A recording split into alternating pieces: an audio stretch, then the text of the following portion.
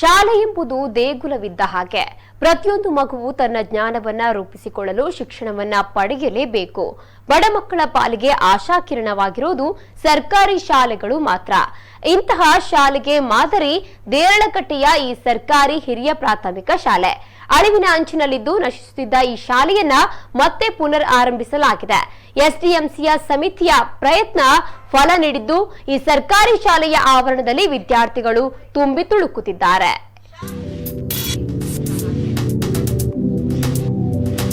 ಹೌದು, ಶಾಲೆ ಅಂದ್ರೆ ಅದು ವಿದ್ಯಾ ದೇಗುಲಕ್ಕೆ ಸಮ. ಮಾನವನನ್ನ ಸಮಾಜದಲ್ಲಿ ಒಳ್ಳೆಯ ವ್ಯಕ್ತಿಯಾಗಿ, ಶಕ್ತಿಯಾಗಿ ರೂಪಿಸುವಲ್ಲಿ ಶಾಲೆಯ ಶಿಕ್ಷಕರ ಪಾತ್ರ ಪ್ರಮುಖ.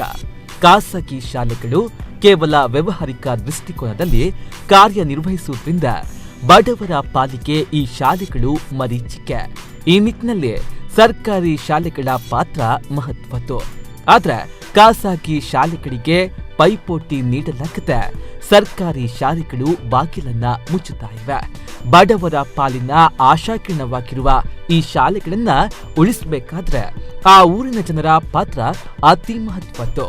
ಇದಕ್ಕೆ ಅತ್ಯುತ್ತಮ ಉದಾಹರಣೆ ದೇರಳಕಟ್ಟೆಯ ಈ ಸರ್ಕಾರಿ ಹಿರಿಯ ಪ್ರಾಥಮಿಕ ಶಾಲೆ.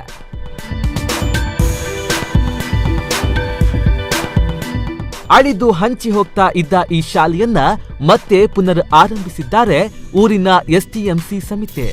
ಕಳೆದ ವರ್ಷ ರಾಜ್ಯದ ಜೆಡಿಎಸ್ ಕಾಂಗ್ರೆಸ್ ಮೈತ್ರಿ ಸರ್ಕಾರವು 1ನೇ ತರಗತಿಯಿಂದ ಆಂಗ್ಲ ಮಾಧ್ಯಮ ಶಾಲೆ ತೆರೆಯಲು ಅನುಮತಿ ನೀಡಿದಾಗ ದೇರಳಕಟ್ಟೆ ಸರ್ಕಾರಿ ಶಾಲೆಯ ಎಸ್ಡಿಎಂಸಿ ತಕ್ಷಣ ಕಾರ್ಯಪ್ರವೃತ್ತವಾಯಿತು.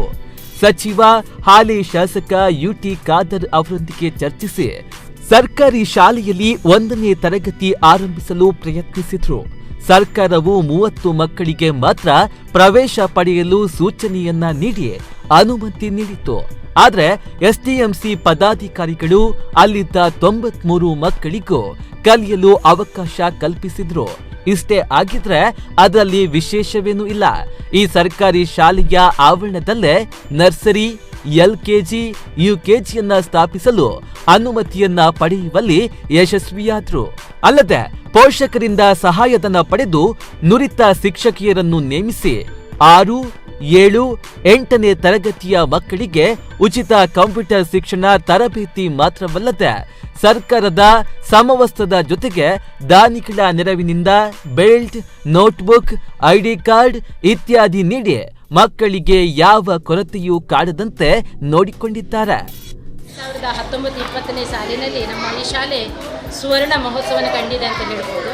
ಕಾರಣ ಈ ಶಾಲೆಗೆ ನಮ್ಮ ಗೌರ್ಮೆಂಟ್ಸ್ನ ಸುತ್ತೋಲಿನ ಪ್ರಕಾರ 1,000 ಶಾಲೆಗಳಲ್ಲಿ ನಮ್ಮ ಶಾಲೆಯ ಒಂದು ಇಂಗ್ಲೀಷ್ ಮಾಧ್ಯಮವನ್ನು ಪ್ರಾರಂಭಗೊಂಡಿದೆ.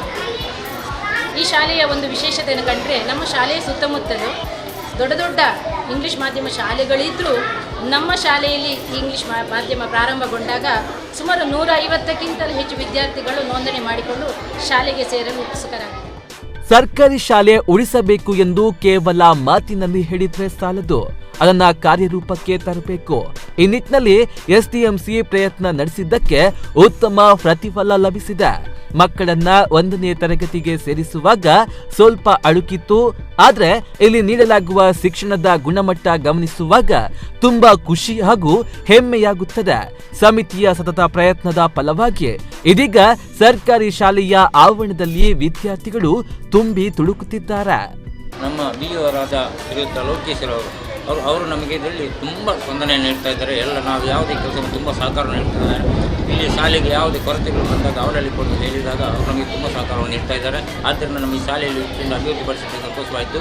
ಇದಕ್ಕೆ ಇಲ್ಲಿ ಇಷ್ಟೊಂದು ಅಭಿವೃದ್ಧಿ ಮಾಡುವುದಕ್ಕೆ ಎಲ್ಲರ ಸಹಕಾರ ನಮಗೆ ಸಿಕ್ಕಿದೆ. ಅದೇ ರೀತಿ ಎಲ್ಲ ಸೌಕರ್ಯ, ಮೂಲಭೂತ ಸೌಕರ್ಯ ನಾವೀಗ ಈ ಶಾಲೆಗೆ ಏನೆಲ್ಲ ಬೇಕು, ಡೆಸ್ಕ್ ಬೆಂಚುಗಳು ಅಥವಾ ಪ್ರೊಜೆಕ್ಟ್, ಇದಕ್ಕೆ ಯಾವುದೋ ಸೌಕರ್ಯ ನಮ್ಮಿಂದ ಒಂದು ದಾನಿಗಳಿಂದ ಸಹಕಾರವನ್ನು ಪಡೆದು, ಗ್ರಾಮ ಪಂಚಾಯತ್ನ ಸಹಕಾರವನ್ನು ಪಡೆದು, ತಾಲೂಕಿನ ಸಹಕಾರ ಪಡೆದು, ಅದು ಶಾಸಕರ ಸಹಕಾರವನ್ನು ಪಡೆದು ಎಲ್ಲ ಇಲ್ಲಿ ಅಭಿವೃದ್ಧಿಯನ್ನು ಮಾಡ್ತಾ ಹೋಗ್ತಾ ಇದ್ದೇವೆ. ದೇವರಿಂದ ಎಲ್ಲ ಈಗ ಅದಲ್ಲದೆ ನಮ್ಮ ಕಮಿಟಿಯನ್ನು ನಾವು ಇಲ್ಲಿ 1ನೇ ಕ್ಲಾಸ್ ಸರ್ಕಾರದಿಂದ ನಮಗೆ ಒಂದು ಫಸ್ಟ್ ಸ್ಟ್ಯಾಂಡರ್ಡ್ ನಮಗೆ ಸಿಕ್ಕಿದ್ರು. ಅದೇ ರೀತಿಯಲ್ಲಿ ಇಲ್ಲಿ LKG, UKG ನರ್ಸರಿಯನ್ನು ನಾವು ಕಮಿಟಿಯಿಂದ ಇದನ್ನು ಮಾಡ್ತೇವೆ ಎಂಬ ಭರವಸೆ ಕೇಳಿ DTP ಅವರು ಕೂಡ ನಮಗೆ ಅದು ಬಹಳ ಒಪ್ಪಿಗೆ ನೀಡಿದರು. ನೀವು ಮಾಡಿಕೊಳ್ಳಿ ಆಗಿದೆ ಅಂತ. ಅದೇ ರೀತಿಯಲ್ಲಿ ನಮ್ಮ BO ಕೂಡ ಸಹಕಾರವಾಗಿ ಬಡವರೇ ಹೆಚ್ಚಾಗಿರುವ ಈ ಪ್ರದೇಶದಲ್ಲಿ ಈ ಶಾಲೆ ಮಾದರಿ ಶಾಲೆಯಾಗಿ ರೂಪುಗೊಳ್ಳಲು ಪ್ರಮುಖ ಕಾರಣ ಮಂಗಡಿಗುತ್ತುವಿನ ತಿಮ್ಮಪ್ಪ ಮೇಲಂಟ ಇವರು.